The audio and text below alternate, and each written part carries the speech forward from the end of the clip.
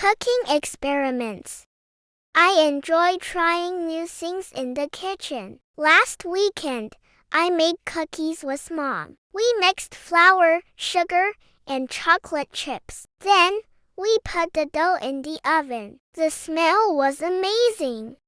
Another time, I helped Dad make spaghetti. We boiled pasta and cooked tomato sauce. It was messy but fun. I also made a fruit salad with colorful fruits. I cut apples, bananas, and strawberries. Mixing them together made a tasty treat. Cooking experiments are exciting. I get to learn new recipes and make delicious food. I love helping in the kitchen, and I can't wait to try more recipes. Next, I want to make pancakes with syrup and strawberries. I'll flip them in the pan and make them fluffy. Cooking is like doing experiments, and the best part is eating the yummy results.